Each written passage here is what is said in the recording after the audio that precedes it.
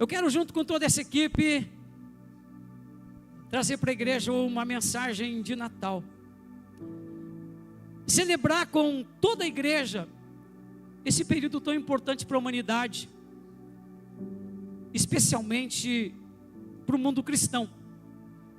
Porque a gente vai celebrar agora, na próxima semana, o nascimento do Salvador. Ainda que a data seja desconhecida, também nós não temos nenhum indício de que a igreja dos apóstolos e as duas gerações seguintes realizasse algum tipo de comemoração do nascimento de Jesus Cristo. Foi só a partir do segundo século que muitas comunidades cristãs passaram a comemorar o nascimento de Jesus. Sabe em que data? 2 de janeiro. Outras comunidades comemoravam em 25 de março. Outras comemoravam em abril. Foi só a partir do ano 354 que o 25 de dezembro ficou conhecido oficialmente como o dia de Natal. Logo, a gente então comemora o nascimento do Salvador, conforme a Bíblia nos mostra. Em Isaías 7,14, por isso o Senhor mesmo dará a vocês um sinal: a virgem ficará grávida, dará à luz um filho e o chamará Emanuel.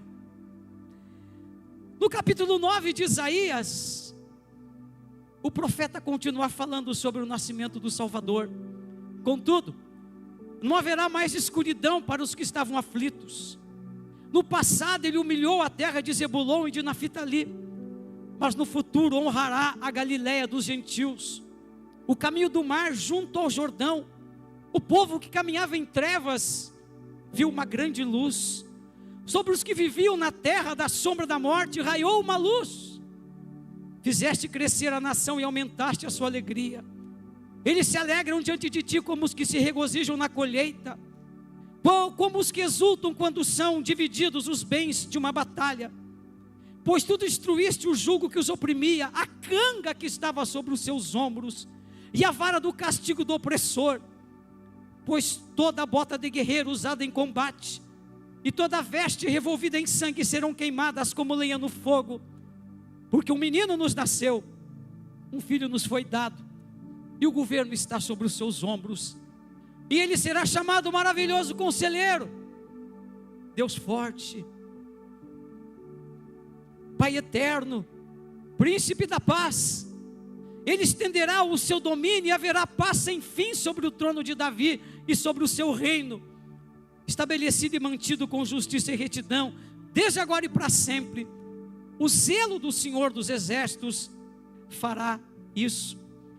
Zacarias capítulo 9, alegre-se muito, cidade de Sião, exulte Jerusalém, eis que o seu rei vem a você, justo e vitorioso, humilde, e montado num jumento, um jumentinho, cria de jumenta. Ele destruirá os carros de guerra de Efraim e os cavalos de Jerusalém. Os arcos de batalha serão quebrados. Ele proclamará paz às nações e dominará de um mar ao outro e do Eufrates até os confins da terra. Agora, caindo no Novo Testamento, Lucas capítulo 1, no 6º mês, Deus enviou o anjo Gabriel a Nazaré, cidade da Galileia, a uma virgem prometida em casamento a certo homem chamado José, descendente de Davi. O nome da virgem era Maria.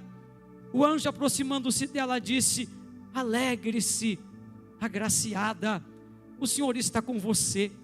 Maria ficou perturbada com essas palavras, pensando no que poderia significar essa saudação. Mas o anjo lhe disse: não tenha medo, Maria, você foi agraciada por Deus. Você ficará grávida e dará à luz a um filho, e lhe porá o nome de Jesus. Ele será grande e será chamado Filho do Altíssimo. O Senhor Deus lhe dará o trono de seu pai Davi, e ele reinará para sempre sobre o trono de Jacó. Seu reino jamais terá fim. Um pouquinho para frente, Lucas 2, 1 a 7. naqueles dias César Augusto publicou um decreto ordenando o recenseamento de todo o Império Romano. Este foi o primeiro recenseamento feito quando Quirino governava a Síria, e todos iam para a sua cidade natal a fim de alistar-se.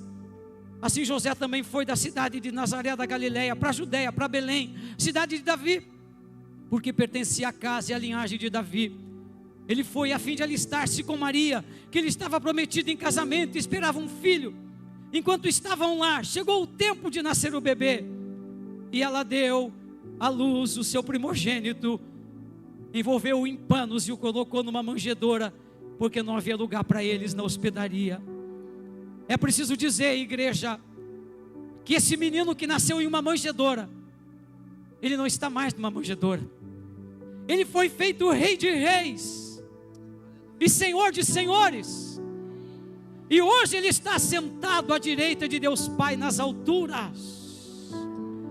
Paulo, escrevendo aos Filipenses no capítulo 2, disse que embora ele sendo Deus, não considerou que o ser igual a Deus era algo a que devia apegar-se, mas esvaziou-se a si mesmo, vindo a ser servo, tornando-se semelhante aos homens, e sendo encontrado em forma humana, humilhou-se a si mesmo e foi obediente até a morte, e morte de cruz. Agora o que aconteceu? Por isso Deus exaltou a mais alta posição e lhe deu um nome que está acima de todo nome, para que ao nome de Jesus se dobre todo o joelho, nos céus, na terra e debaixo da terra, e toda a língua confesse que Jesus Cristo é o Senhor, para a glória de Deus Pai. Mas impressiona o que diz o Apocalipse. Então olhei e vi a voz de muitos anjos, milhares de milhares e milhões de milhões.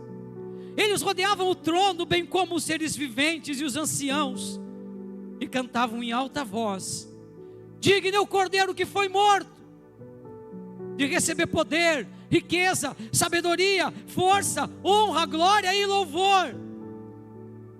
Depois ouvi todas as criaturas existentes no céu, na terra, debaixo da terra e no mar, e tudo o que neles há, que diziam: aquele que está sentado no trono e ao Cordeiro sejam o louvor, a honra, a glória e o poder para todos sempre. Os quatro seres viventes disseram amém, e os anciãos prostravam-se e o adoraram.